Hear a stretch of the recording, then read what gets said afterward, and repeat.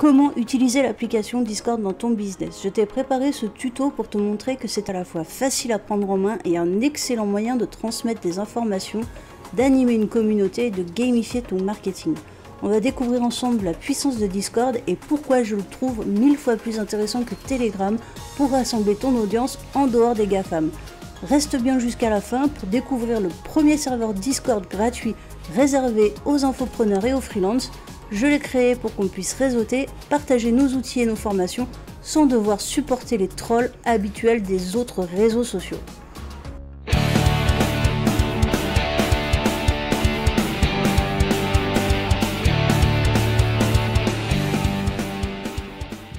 Salut à toi, salut tout le monde. Je voulais faire une rapide présentation de Discord parce que je suis en train de faire une petite expérience sur Discord pour essayer de rassembler ma communauté dans le but de gamifier la relation avec les personnes qui sont motivées pour avancer et pour délivrer un maximum de valeur, dans le même temps pouvoir créer un réseau d'entrepreneurs, d'infopreneurs super motivés qui ont envie d'avancer tous ensemble. Mais dans ce domaine, il y a très peu de personnes qui connaissent réellement Discord, donc je voulais faire une rapide présentation de Discord, comment créer son compte, comment paramétrer son profil, vraiment la base de la base, comment ça marche Discord en fait, tout simplement. Donc quand tu vas simplement créer ton profil, quand tu seras par exemple arrivé déjà sur mon Discord, tu vas peut-être te poser des questions de savoir comment je vais pouvoir changer ma photo de profil, changer mon pseudo, changer mon numéro de téléphone, je te parle de double authentification, etc. etc. C'est ce qu'on va voir à partir de maintenant. Donc quand tu es sur ton PC, ça se présente comme ça, mais tu vas retrouver exactement les mêmes noms sur ton téléphone. Tu verras que tu vas t'y retrouver assez simplement. Ici, là, sur la gauche, tu as la liste de tous tes serveurs. Si tu veux passer d'un serveur à l'autre, tu as simplement à cliquer dessus. Toi, normalement, si tu arrives tout juste, tu n'en auras qu'un. Tu auras que celui-ci. Moi, j'en ai énormément. J'en ai tellement que je les ai organisés par dossier. Mais normalement, toi, tu auras que celui-ci.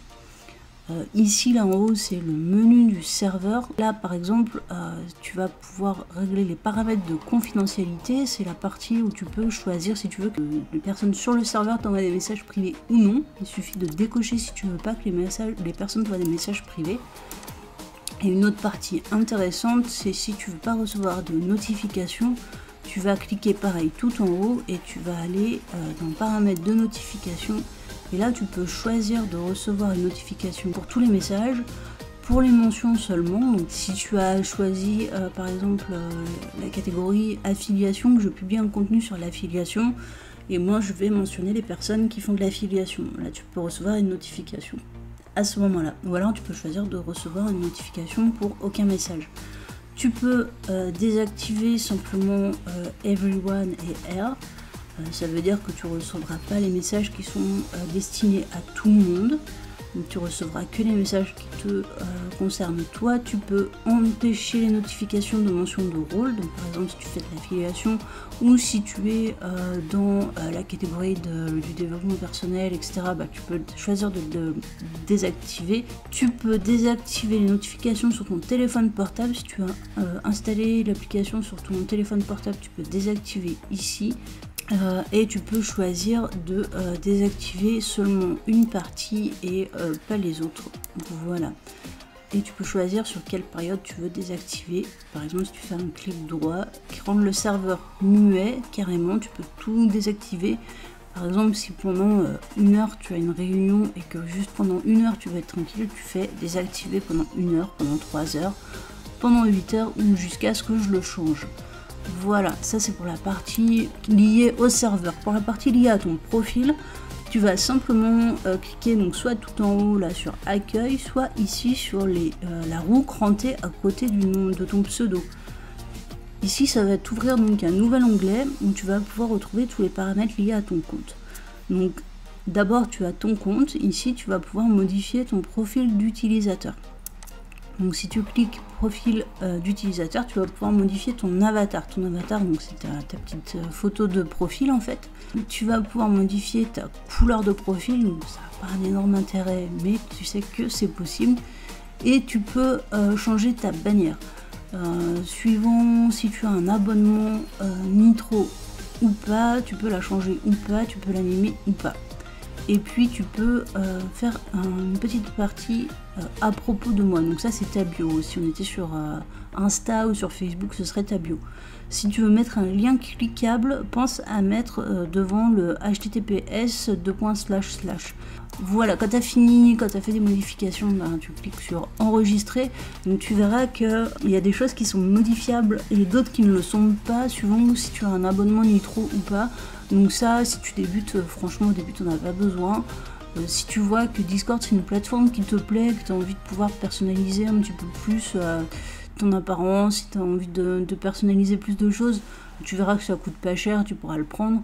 Mais au début, là, vraiment, ne t'embête pas à payer quoi que ce soit, c'est vraiment des petits trucs en plus. Quand tu as fini, tu cliques sur enregistrer, moi je vais quitter parce que du coup, j'ai rien modifié du tout. On retourne ici, donc tu vas pouvoir aussi modifier ton nom d'utilisateur. Tu peux modifier ton nom d'utilisateur, mais tu peux pas modifier les 4 chiffres qui suivent après le hashtag.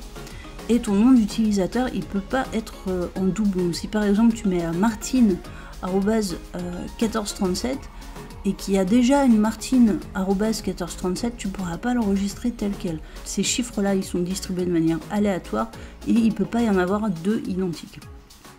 C'est ce qui permet de sécuriser tes échanges, de savoir que tu as bien une interaction avec une personne bien distincte. En fait, même si quelqu'un veut voler ton identité, eh bien, il ne pourra pas le faire. Si par exemple tu as une béné qui essaye de se faire passer pour moi avec mon avatar, ma photo de profil, etc., tu pourras vérifier que ça ne pourra pas s'appeler béné hashtag 1437. C'est impossible, il ne peut pas y avoir une autre béné hashtag 1437. Tu peux modifier donc ton email et ton numéro de téléphone. Ici, donc, tu peux modifier évidemment ton mot de passe et il y a ici l'authentification à 2 facteurs, la 2FA. Je te conseille vraiment de l'activer parce que c'est ce qui va te permettre de vraiment sécuriser ton compte, de faire en sorte qu'on n'accède pas à ton compte Discord trop facilement et c'est aussi ce qui va permettre qu'on ne vole pas ton token facilement. Le token, c'est ta clé privée d'accès à Discord, c'est le moyen dont on se connecte à ton Discord. Et c'est quelque chose qui peut se voler relativement facilement si tu n'as pas activé la double authentification. Donc fais-le. Moi je le fais, la double authentification, je le fais via Google Authenticator, ça marche très bien. Ça prend 2 secondes de le faire et une fois que tu es connecté, après tu es tranquille, tu n'as pas besoin de le faire à chaque fois. Si tu ne te déconnectes pas à chaque fois, tu restes connecté et après tu es tranquille. Et l'authentification de secours par SMS, c'est toujours une sécurité. Si jamais tu changes de téléphone ou tu as un problème avec ton téléphone, tu n'as plus accès à Google Authenticator, c'est bien d'avoir l'authentification par SMS, au moins tu peux toujours récupérer ton compte, sinon ça devient compliqué.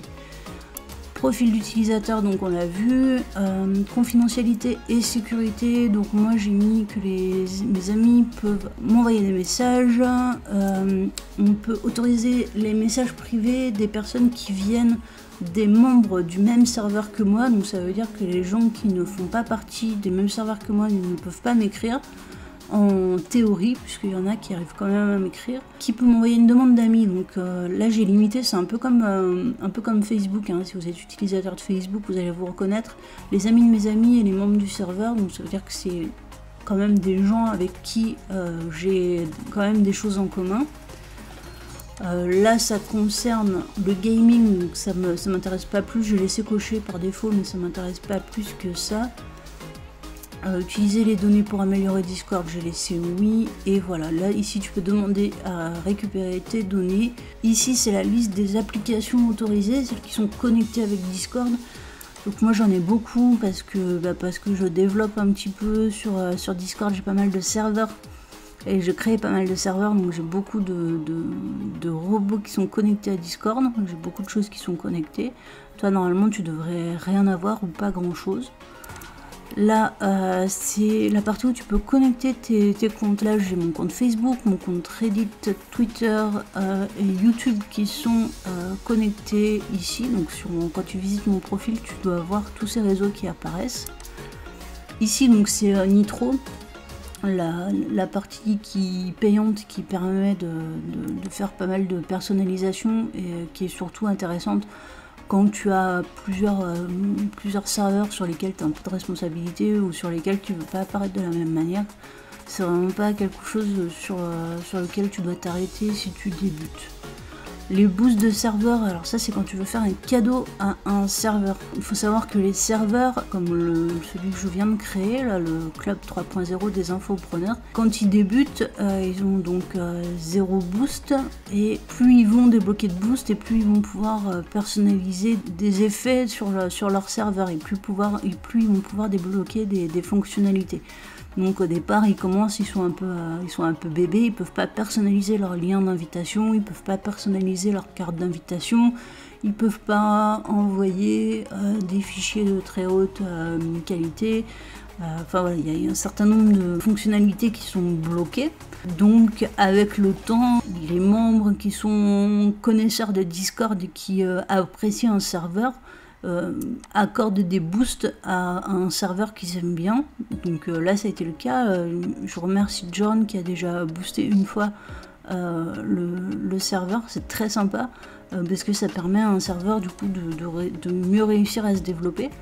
Donc ça c'est les serveurs que je booste moi actuellement. Ça te rajoute à toi une icône à côté de ton nom.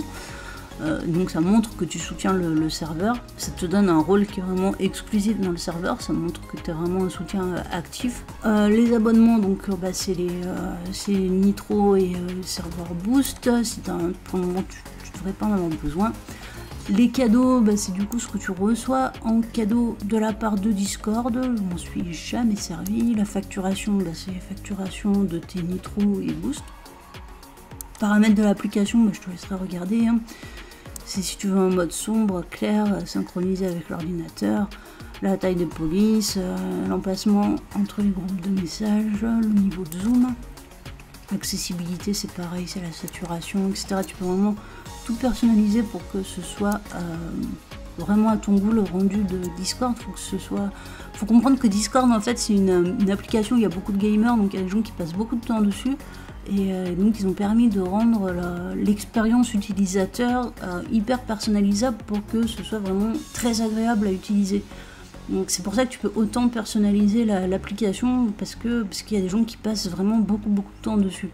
Voix et vidéo c'est pareil, il y a des gens qui passent des heures dessus. Texte et images, enfin bon voilà, tout ça tu peux te plonger dessus et regarder. Langue c'est intéressant, si jamais ton appli elle s'est chargée en anglais, tu peux la modifier, tu peux la passer en français ou dans toute autre langue qui t'intéresse. Paramètres d'activité, ça concerne vraiment le gaming, donc c'est pas intéressant pour toi d'en savoir plus. Et voilà, je crois qu'on a fait le tour des principales fonctionnalités de Discord. Tu vois que c'est pas hyper compliqué. D'une manière générale, donc quand tu vas sur accueil, tu retrouves ici tes messages privés, donc c'est vraiment ta messagerie. Quand tu as un nouveau message, de toute façon tu reçois une notification. Ici tu retrouves tes amis en ligne, là c'est tous tes amis, là c'est quand tu as une demande d'amis que tu as envoyée ou que tu as reçue, elle attend ici. Donc là tu vois que j'ai 3 demandes d'amis que j'ai envoyées et qui n'ont pas encore de réponse. Ici c'est les personnes que tu as bloquées. Et ici c'est quand tu veux ajouter un ami. Donc là il faut, quand tu veux ajouter un ami, il faut vraiment que tu rentres son nom d'utilisateur. Donc c'est vraiment son ID, son identifiant.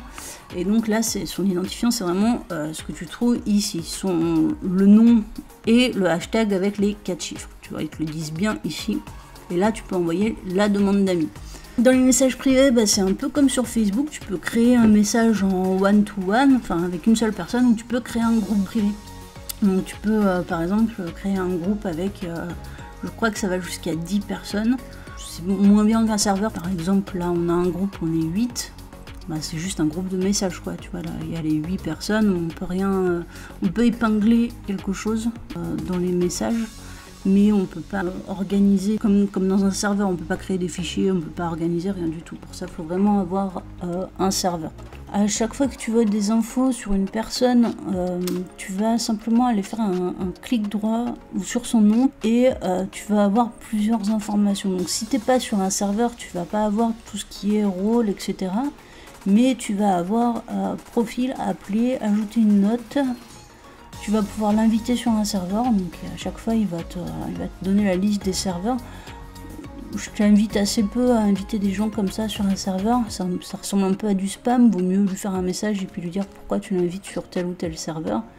Tu peux le retirer de tes amis, le bloquer, le rendre muet si jamais il t'embête un peu, pourquoi pas, et tu peux cliquer sur profil.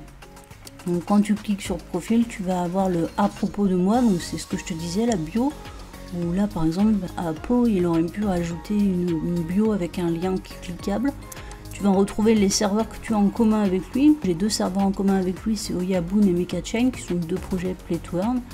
Et on va retrouver nos amis en commun, donc là on n'a aucun ami en commun.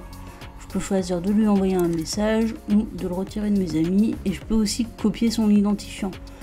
Alors copier son identifiant, là c'est encore un identifiant différent, c'est vraiment l'identifiant développeur on va dire. C'est un identifiant fait de chiffres et de lettres, tu vois, non de chiffres uniquement. Tu vois là je l'ai copié et je l'ai collé, c'est vraiment une série de chiffres qui se suit. Mais ça n'a pas trop d'intérêt pour toi de le savoir, c'est vraiment juste si tu as aujourd'hui un gros problème sur Discord où tu veux signaler cette personne, cet identifiant là il ne changera jamais. Autant là à Pau demain il peut changer toute cette partie là à Pau Oyabun il peut changer et du coup on le retrouvera pas forcément puisqu'on peut pas le retrouver avec juste son hashtag 9719. Autant avec cet identifiant là très long, Discord sera à même de le retrouver puisque cet identifiant là ne changera pas. Voilà la différence entre les différents identifiants. Ici, tu vas pouvoir rendre ton Discord muet, tu vas pouvoir le mettre en sourdine. Une dernière chose que je t'ai pas montré, tu peux modifier tes informations suivant sur quel serveur tu es. Donc là, par exemple, tu vas aller modifier le profil du serveur. Donc j'ai fait un clic droit sur le serveur. Je vais modifier le profil du serveur. Donc là, on est vraiment sur le profil du serveur Club 3.0 des infopreneurs. Et je vais pouvoir, par exemple, changer juste mon pseudo. Et je vais pouvoir changer mon avatar. Ça c'est réservé aux personnes qui ont Nitro. Par exemple j'ai mis ici cet avatar là, mais mon avatar principal c'est un avatar de Mechachain par exemple, tu vois. Et je peux changer aussi ma bannière suivant les serveurs sur lesquels je suis. Mais c'est pareil, c'est réservé à Nitro. Et pareil pour la description, pour la bio. Mais le pseudo, la plupart des serveurs Discord autorisent de changer le pseudo. Donc si par exemple toi tu arrives sur le serveur Club 3.0 des infopreneurs, tu as mis un pseudo un peu bizarre, mais que tu veux changer ton pseudo, bah, tu peux faire ça. Tu fais tout simplement un clic droit ici, et tu fais modifier le profil du serveur, et va ici, tu vas dans pseudo, tu changes ton pseudo, tu vois, et après tu fais enregistrer les modifications, tu fermes, et ici ça t'aura changé du coup ton pseudo, tu auras un autre nom ici. Voilà, cette fois je pense que j'ai fait le tour. De toute façon, si tu as encore des questions, tu n'hésites pas à les poser. Tu les poses ici dans le général. Peut-être que je ferai, du coup ça me fait penser, peut-être que je ferai une section foire aux questions. Ou alors un service de tickets. Quand tu verras la vidéo, peut-être que de toute façon tout aura changé, mais les bases sont exactement les mêmes. En tout cas, je te remercie d'avoir regardé cette vidéo et j'espère que tu vas me rejoindre sur le serveur Club 3.0 des infopreneurs qui est vraiment créé pour toi, pour nous. Je ne veux pas dire qu'il est fait que pour toi, parce qu'il est aussi fait pour moi. Il est fait pour qu'on progresse tous ensemble, pour qu'on vende tous ensemble, pour qu'on se rende service, pour qu'on réseaute, pour qu'on fasse des économies, pour qu'on investisse intelligemment. Il est fait pour qu'on soit entre personnes intelligentes, sensées, bienveillantes évidemment, qu'on réfléchisse tous ensemble, qu'on soit des personnes qui ont de la réflexion et qui se tirent vers le haut, loin des réseaux sociaux et des trolls et des réflexions bas de plafond. Voilà, j'ai envie qu'on évolue un petit peu à un autre niveau. En tout cas, ça me tiendrait à cœur qu'on arrive à se tirer vers le haut avec des personnes qui ont envie de le faire. Voilà, ciao, à bientôt, merci.